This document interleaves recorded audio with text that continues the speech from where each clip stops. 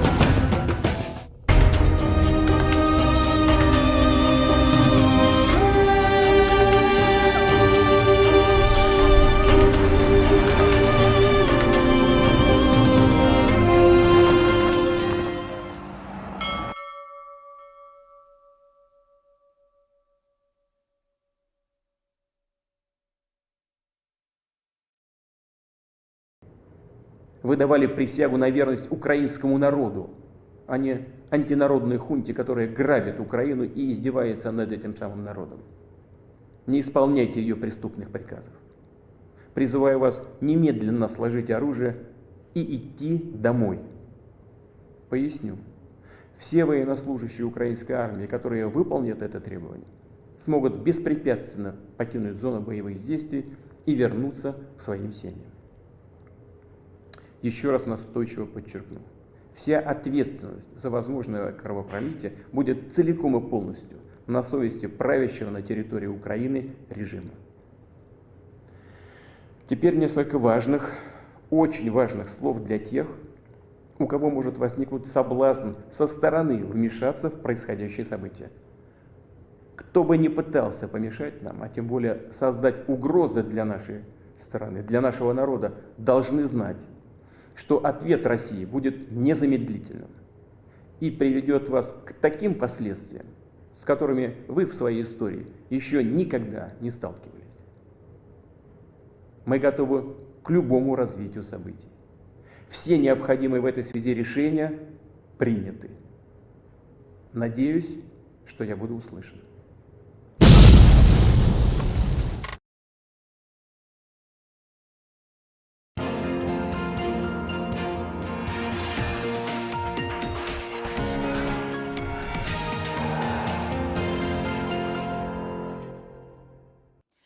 Hola, ¿qué tal? Este año se conmemora el aniversario 72 de la victoria en la Gran Guerra Patria y la mejor manera de hacerlo es conversar con los testigos presenciales de aquel acontecimiento bélico. Y hoy tenemos en nuestro estudio a Nikolai Imchuk, quien conoció la guerra con tan solo 11 años y que se convirtió en lo que se conoce como hijo del regimiento.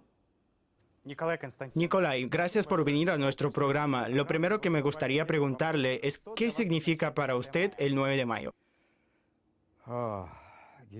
El 9 de mayo. No es casualidad que digan que es una fiesta con lágrimas en los ojos. Porque cuando llegó el 9 de mayo de 1945, en aquel entonces yo estaba en el frente, cerca de Viena, por un lado éramos felices porque se había terminado la guerra. Por fin habría paz y no se iba a disparar más. Pero por otro lado, cuando empiezas a pasar las hojas del calendario hacia atrás y empiezas a recordar aquello por lo que tuviste que pasar y sufrir durante esos 4 años, es algo que te despierta mucha emoción y estrés. ¿Sabe? Cuando en las escuelas empiezo a contar ciertos episodios de la guerra a los niños, a algunos se les saltan las lágrimas. Y a mí también, aunque ya haya pasado por eso, lo haya vivido en persona. Y volver a recordar todo lo ocurrido es muy duro, pero principalmente este día significa alegría, mucha alegría. Usted dice que va a las escuelas y les cuenta a los niños lo que ocurrió en la guerra, una guerra que comenzó cuando usted tenía tan solo 11 años. Sí. ¿Y cómo ocurrió?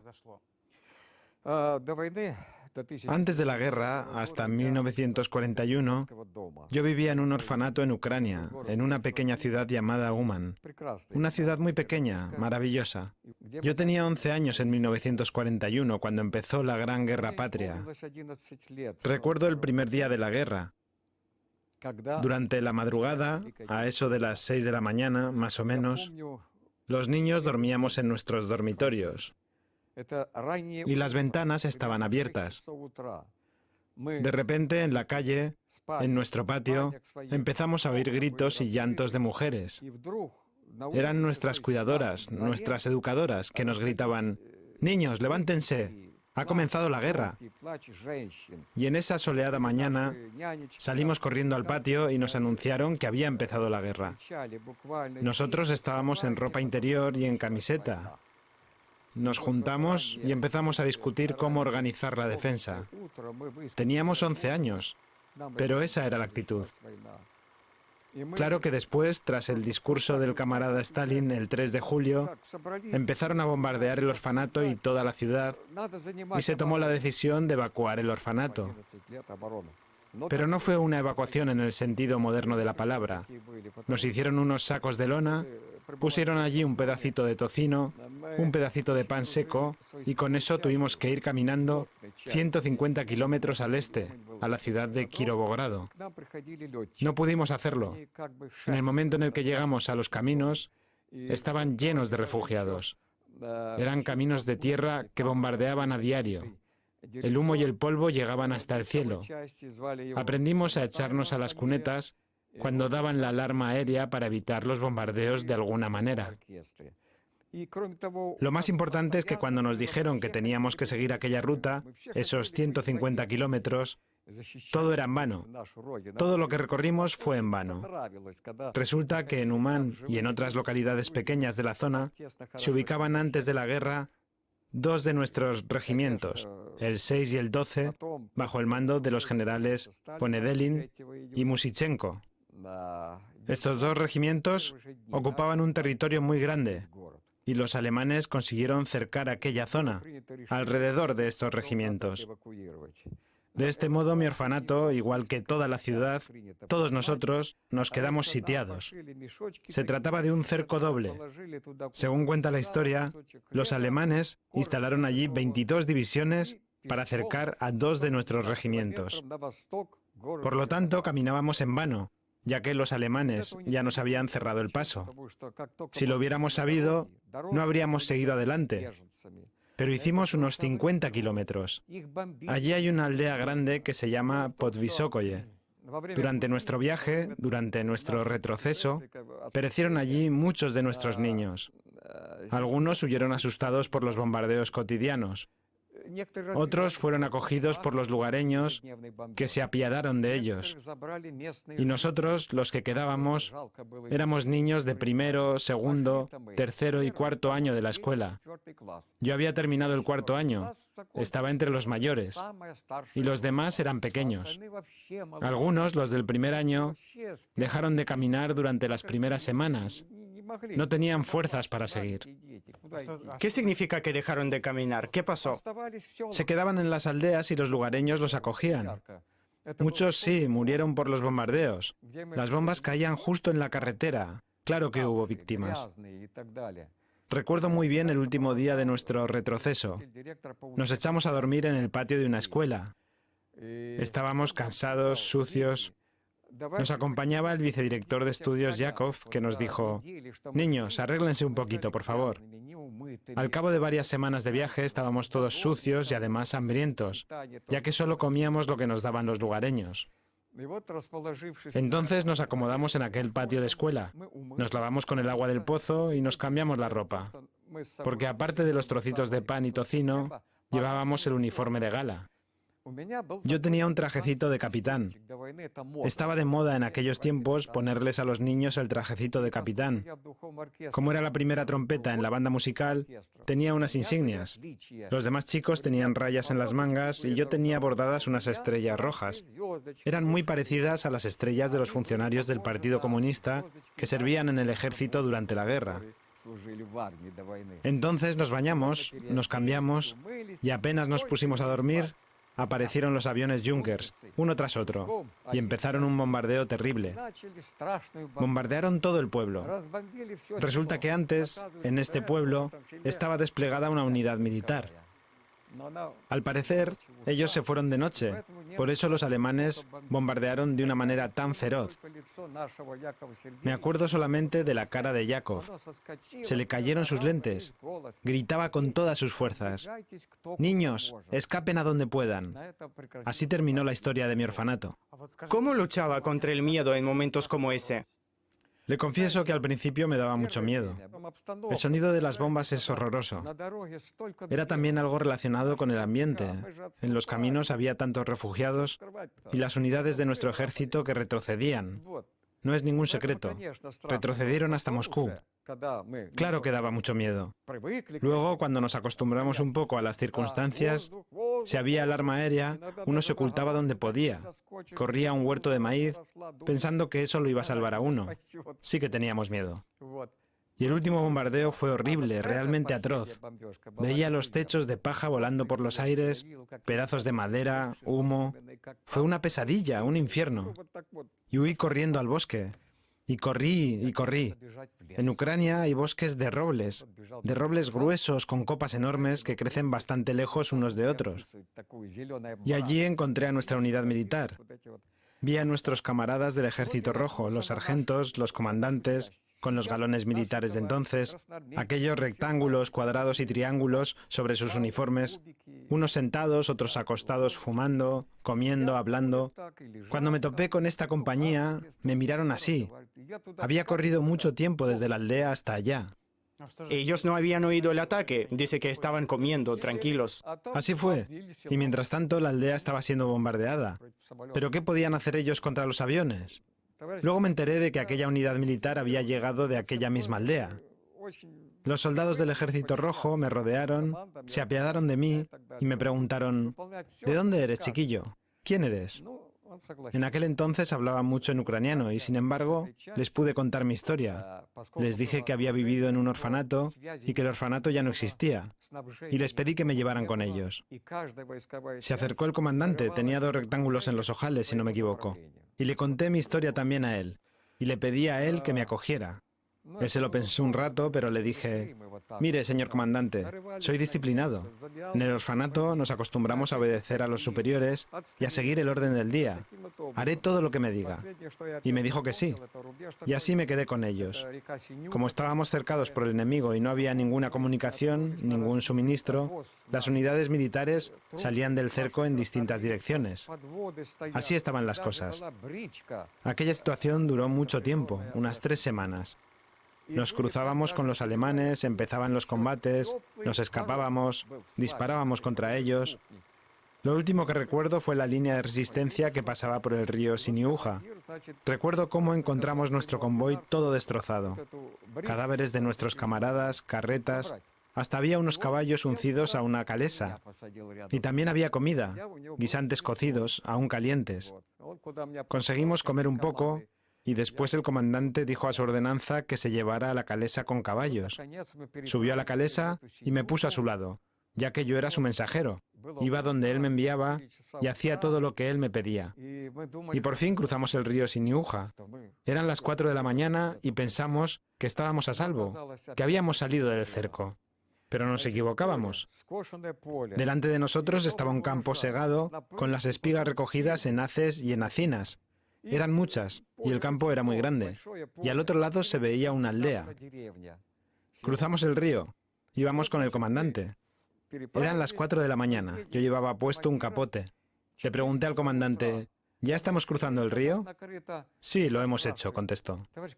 Me alegré, pero en aquel mismo momento los alemanes salieron de aquellas hacinas. Estaban por todos lados, y empezaron a disparar frenéticamente, con fusiles, con metralletas, hasta con ametralladoras. Y disparaban principalmente con balas trazadoras. Lo puede imaginar. Cuando una bala así está volando, uno puede verla. Pasé mucho miedo. El comandante gritó, ¡a la defensa! Estábamos en un campo segado donde no era posible esconderse. El comandante le dijo a su ordenanza, «Y tú, corre a aquel pueblo con Nikolai». Y así fuimos al pueblo en la calesa. Y los demás no sé cómo se defendieron. Más tarde vino el comandante. Las casas de aquel pueblo, alrededor de las casas había muchos soldados rusos heridos. Fue muy triste verlos así. La gente estaba gimiendo, los combatientes heridos gemían. Me senté allí y en aquel momento llegó corriendo el comandante. Y me dijo, «Nikolai, ¿ves aquellos camiones en la carretera? Quedamos en que te dejen subir en un camión porque estos camiones también intentarán romper el cerco». El plan era el siguiente. Tenía que pasar un camión primero y luego, a cierta distancia, tenía que pasar otro camión. Así pretendíamos salir a toda velocidad del pueblo, que también estaba cercado por alemanes. Y el comandante me dijo, «Voy a instalar las defensas en las afueras del pueblo». Claro que lloré un poco. Dije que no quería separarme de él. «Me quedo con usted, señor comandante». Pero él me ordenó, «Sube al camión». Así fue. Salimos del pueblo y me alegré. Llevaba puesto un casco. Levanté la cabeza y a mi izquierda vi unos establos para el ganado, 2 o 3 establos, y entre ellos unos cañones pequeños, y los alemanes estaban cargándolos. La carretera iba recta y los cañones estaban a unos 300 metros de ella. Abrieron fuego directo contra nosotros. Miré hacia adelante y vi que el camión que iba delante de nosotros estaba en llamas. En lo referente a nuestro camión, el primer proyectil cayó delante de nosotros. No pasó nada y seguimos adelante. El otro golpeó el motor y el remolque se inclinó hacia un lado. A ambos lados de la carretera había barrancos. El camión se quedó parado y empezó a arder. Además, los alemanes también estaban disparando con fusiles y metralletas, ya que estaban muy cerca de nosotros. Los que viajaban conmigo estaban muertos, así que pensé, ¿qué hago ahora? El camión estaba en llamas y el fuego ya se acercaba a mí. Tenía miedo de levantarme mientras los alemanes estaban disparando. ¿Qué hago? Y mientras estaba allí desconcertado, una bala perforó la puerta del camión y me hirió el codo del brazo derecho. Empecé a sangrar. ¿Qué pensó usted en aquel momento? Empecé a sangrar, la sangre era tibia. No sentí mucho dolor, sinceramente. Y la bala se había quedado dentro de mi brazo, tenía que saltar. Me di la vuelta y empecé a gatear sin levantarme. Intenté no apoyarme mucho en el brazo herido, usaba más el brazo izquierdo. Lo malo fue que los rastrojos me picaban mucho, fue muy doloroso. Seguí gateando y no le voy a contar los detalles, pero vi a un comandante en el suelo con el estómago reventado por un fragmento de un proyectil, con todas las tripas fuera. Gateé un poco más y luego sentí hierba suave bajo mis manos y el suelo descendiendo hacia abajo. Era un barranco, a veces hay barrancos así en pleno campo.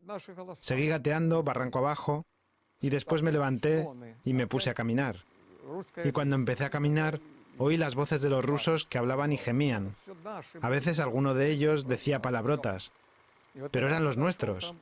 Cuando más me acerqué a ellos, vi que había muchos heridos. Casi todos estaban heridos. Un soldado del Ejército Rojo me hizo una venda apretada y me puso un cabestrillo para que pudiera apoyar mi brazo. Entonces me eché y miré alrededor.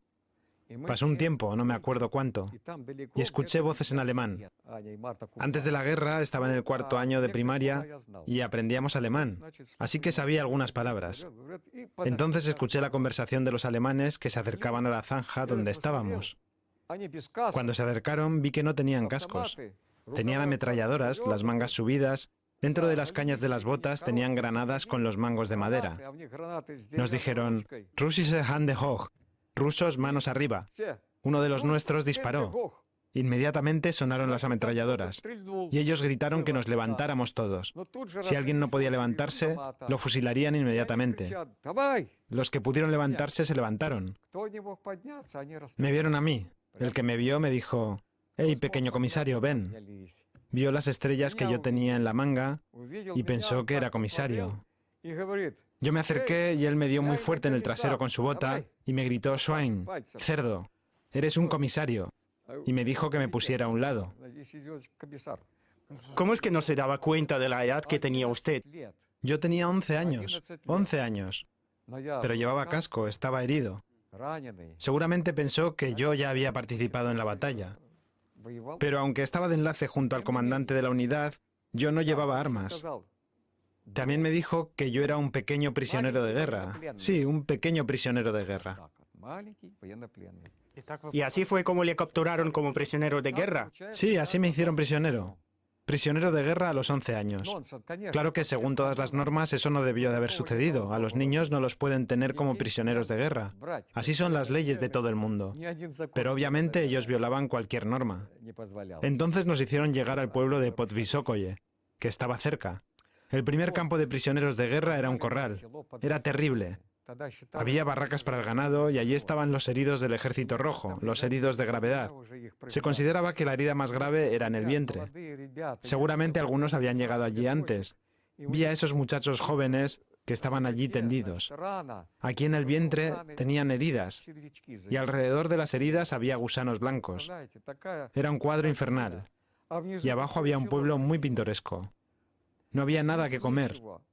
Por algunos lugares crecía armuelle, pero desapareció en un día. Lo cocieron los que tenían una olla. Algunas mujeres de aquel pueblo se acercaban y nos tiraban algo de comida por encima del alambre de espino, porque los alemanes no dejaban que ellas se acercaran.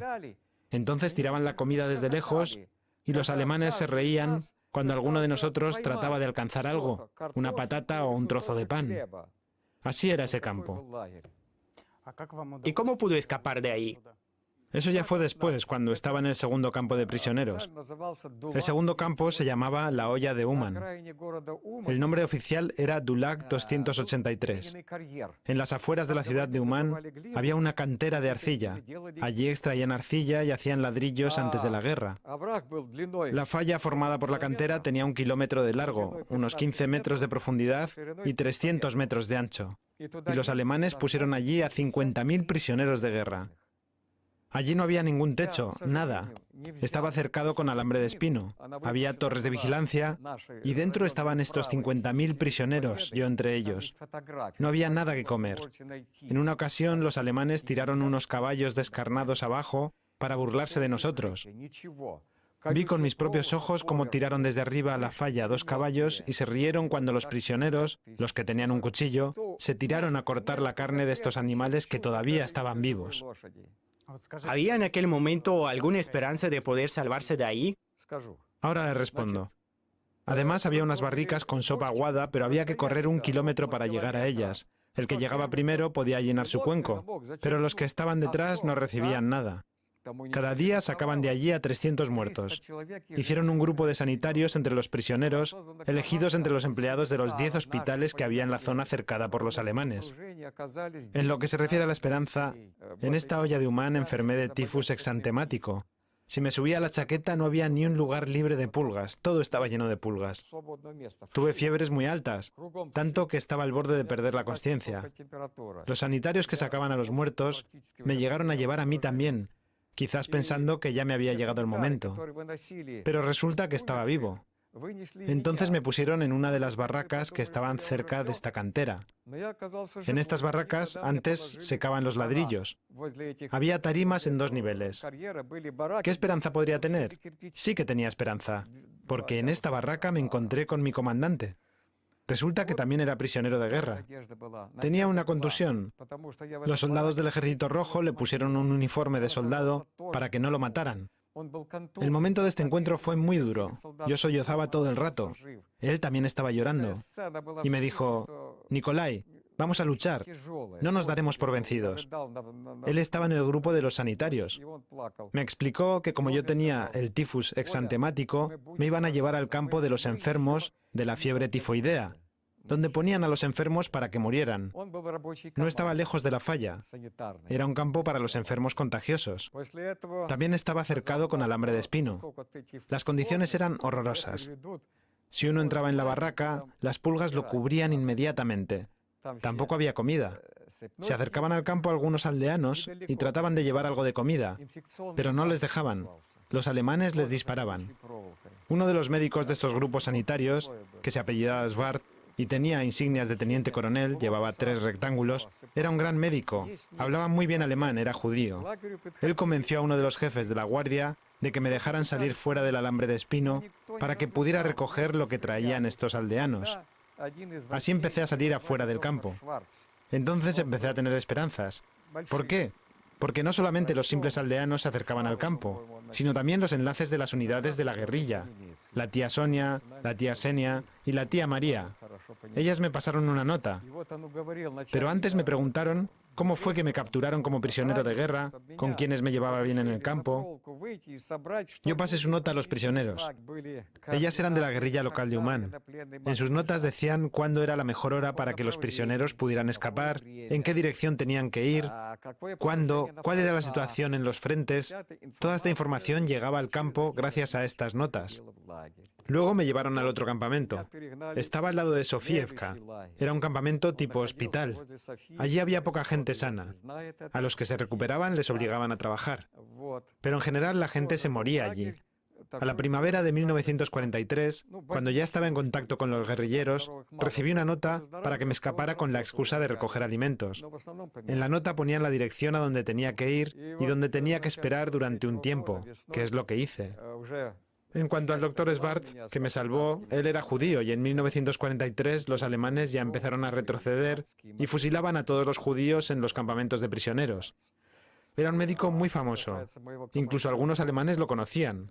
Como hablaba alemán, se enteró de esa información y no permitió que le fusilaran. Solían fusilar en el campamento, así que prefirió cortarse las venas y murió. Le enterré allí junto con mis compañeros. Justo al lado del alambre de espino había fosas comunes y es donde fue enterrado el doctor Schwarz. Por lo que respecta a mi comandante, murió en una cárcel de la Gestapo. Hubo gente que llegó a escapar del campamento. Resulta que usted consiguió escapar en 1943. Aún quedaba tiempo para el fin de guerra. ¿Qué fue lo que pasó luego? Después no acabó la guerra para mí. Luego yo me puse en contacto con un comandante de uno de los grupos de la guerrilla. Se llamaba Yevgeny Korpachov. Hacía diferentes encargos para él. Actuaba como enlace. Entregaba notas a diferentes personas. En marzo de 1944 liberaron nuestra ciudad de los nazis. Solicité mi incorporación al ejército. Me admitieron en el 328 Regimiento de Morteros, Katyusha. En ese regimiento me encargaba de las conexiones. Liberamos una parte de Ucrania, Moldavia, Rumanía, Hungría y Austria. El 9 de mayo de 1945, cuando se acabó la guerra, yo estaba cerca de Viena, en una ciudad llamada Wiener Neustadt. Al acabar la guerra, el coronel del regimiento me dijo: Nikolai, hemos recibido la orden de Stalin de enviar a todos los hijos del regimiento a la escuela militar de Suvorov. Entonces le dije: camarada teniente coronel, no pienso ir a la escuela militar de Suvorov. ¿Y eso por qué? Ya he luchado suficiente. ¿A dónde irás entonces? No tienes a nadie. A casa de la tía Senia. Y entré en el 6º curso de la escuela. Ya han pasado 72 años desde la victoria en la Gran Guerra Patria. Usted participa en el proyecto La Voz Viva de la Victoria. Visita colegios, cuenta a las nuevas generaciones todo lo que pasó. ¿Hasta qué punto, según su opinión, es importante contar estas cosas? Para ellos, esta guerra tuvo lugar en el milenio pasado. ¿Cómo asimilan toda esta información? Aparte de dar conferencias llamadas clases de valentía a los alumnos, dirijo la Organización Regional de Moscú, Veteranos de la Gran Guerra Patria, Pupilos del Ejército y la Marina. Tenemos muchas personas que fueron hijos del regimiento y aprendices de marinero, grumetes. Con la ayuda de esta gente, también se lo explicamos todo a los norteamericanos. ¿De qué manera? Hace 2 años venían a vernos turistas norteamericanos en grupos de entre 200 y 250 personas. En su mayoría se trataba de jubilados. Cuando te pones a hablar de la guerra y de quién ha ganado en esta guerra y de los 27 millones que murieron en la guerra y de todo lo que ha sido destruido, se les abren los ojos como platos. Por primera vez oyen hablar de esta historia. Si yo hubiera estado en Estados Unidos, me habría puesto a hablar sobre lo que había vivido la Unión Soviética y por lo que había tenido que pasar su pueblo para que cambien de opinión en relación a los rusos. Nos invitan a las embajadas aquí en Moscú. En todos los sitios tenemos que contar lo que ha pasado en realidad, incluso a los adultos. Se trata de una comunicación directa y de la memoria. En lo referente a los colegios, creo que mientras vivamos, es nuestra obligación contar estas historias. ¿Quién lo va a hacer por nosotros? Todos pensamos que somos los últimos que lo han vivido. No queda nadie más. Los que son mayores que nosotros ya tienen 90 años.